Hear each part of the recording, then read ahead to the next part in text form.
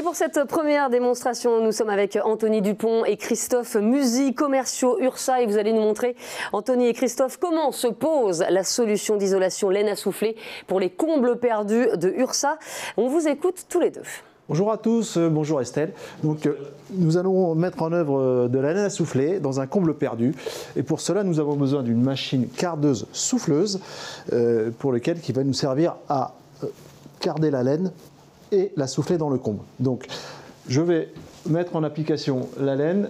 Nous allons commencer à nous allons appliquer à peu près 5 mètres carrés, ça va, une utilisation à peu près d'un sac de 16,60 kg. Donc nous avons mis des piges pour pouvoir appliquer uniformément la laine de verre au niveau de son volume et de sa pige. Voilà. Donc Anthony, tu es prêt? Je suis prêt. Allez, on s'équipe et c'est parti. Alors attendez, avant de démarrer, on va tout de suite à Gisors avec Nicolas. Question. Oui, Florine a une question. Oui, j'aimerais savoir si un pare-vapeur est-il nécessaire avant de souffler la laine? Alors, un pare-vapeur n'est pas nécessaire, sauf sur les planchers discontinus ou dans les zones froides, sur les planchers bois ou plaques de plâtre. Allez, c'est parti.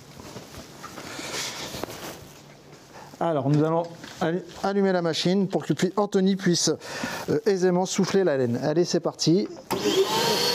Et Anthony, vous voyez la machine aère la laine pour que Anthony puisse appliquer uniformément le produit.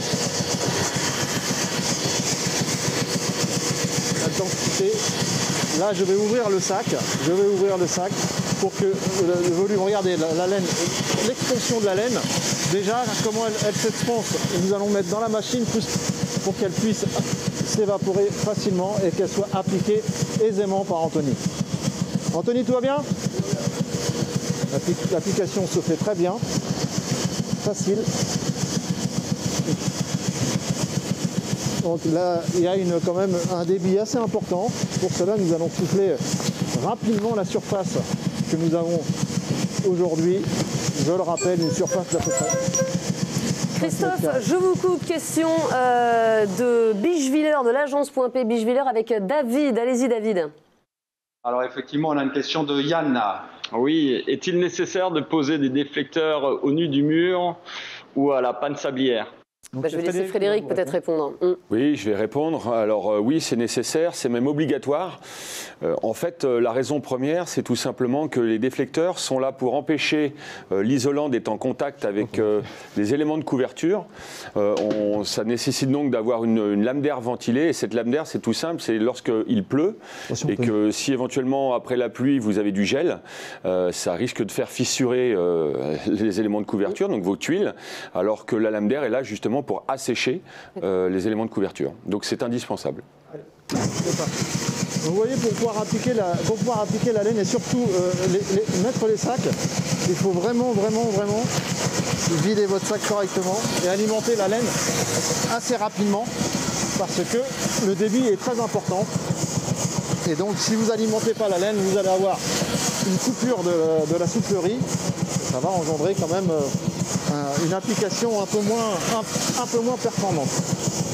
Voilà, là je remplis les bacs. Donc il faut toujours être deux, hein, vous voyez bien. Encore une question de l'agence d'Albi avec Mathias. Oui, vas-y. Oui, bonjour, j'ai une question concernant la sécurité du bâtiment. Doit-on isoler autour des conduits de fumée? Alors non, on ne doit pas isoler, c'est même interdit. Oui. Tout simplement, il est nécessaire effectivement de laisser une lame d'air autour du conduit de cheminée, de façon à permettre à ce conduit de cheminée de pouvoir se refroidir. Oui, et que ça ne brûle pas, quoi. Voilà, pour éviter tout risque d'incendie éventuel. Allez, vous voyez, il faut vraiment être deux, un applicateur et une personne à la machine qui s'occupe de la logistique, parce que dès que vous n'êtes pas dans cette logistique, vous pouvez perdre vraiment du temps. Mais là, la mise en œuvre se fait très très bien. Anthony s'occupe de la mise en œuvre très très bien. Et donc nous pouvons aisément souffler la quantité qu'il faut pour pouvoir avoir une isolation parfaite. Vous voyez le produit, je ne sais pas si vous le voyez, mais le produit s'aère très très bien. Le produit Une nouvelle question d'Argenteuil avec Laetitia. Allez-y. Oui, je laisse la parole à Michel. Bonjour. Quel avantage apporte votre isolant par rapport aux isolants commercialisés sur le marché? Frédéric a déjà répondu, il a dit que son isolant était le meilleur du monde. Donc, mais enfin, vous pouvez vous répéter. Alors, je vais le repréciser, effectivement, c'est le meilleur du monde. En tous les cas, dans le domaine de la laine à souffler, effectivement, nous avons le meilleur produit. Je le disais tout à l'heure, et donc je vais le répéter. Nous avons un pouvoir couvrant qui est de 3,5 kg au mètre carré pour un R de 7. Donc, le R de 7 correspond aux besoins de réglementation aujourd'hui. Donc voilà, et ça a un avantage pour les entreprises qui est non négligeable, c'est que premièrement, moins vous allez souffler de kilos, vu que c'est un produit qui se facture au kilo, moins vous allez souffler de kilos, plus ça va être économique pour le client.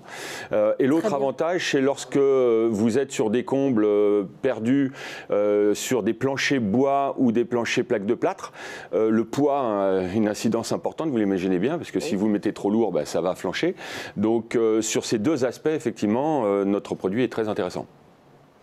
On va laisser Christophe et Anthony continuer leur démontre.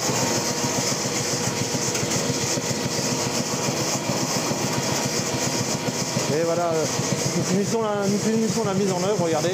Donc là, nous avons fini de mise en œuvre, nous allons couper la machine et vous expliquer un peu la finalité du produit. Et une nouvelle question de l'agence de Beachviller. Ils sont très bavards aujourd'hui dans l'Est. Allez-y.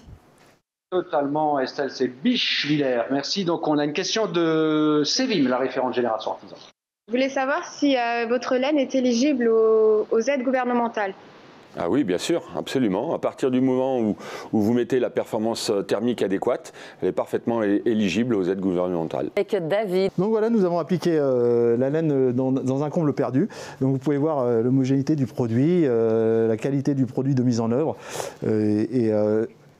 On ne marche pas dessus, bien sûr, quand c'est fini, sinon on perd de l'efficacité du produit. Et donc on voit bien la zone de mise en œuvre et les zones de pige avec la quantité de produit qui correspond effectivement à la mise en œuvre. Voilà.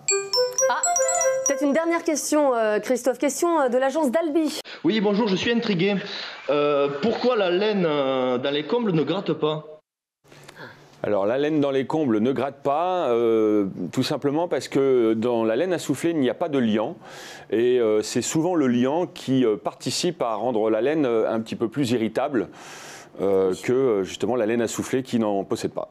Alors Christophe, pour résumer, est-ce que vous pouvez nous dire en deux mots quels sont les points forts de cette solution d'isolation de Ursa pour vous? Un pouvoir couvrant, pénibilité et rapidité de mise en œuvre du produit. Et puis pas de pont thermique, donc vraiment un produit qui empêche tout pont thermique, appréciable. Voilà, beaucoup d'avantages pour cette laine soufflée de chez Ursa. Merci beaucoup Christophe, merci Anthony, grâce à vous, on sera bien au chaud cet hiver et ça c'est appréciable. Je vous souhaite à tous d'excellentes fêtes de fin d'année, un joyeux Noël, prenez bien soin de vous, passez d'excellentes fêtes avec vos proches et on se retrouve l'année prochaine en 2022 pour les démos d'Estelle. Salut à tous.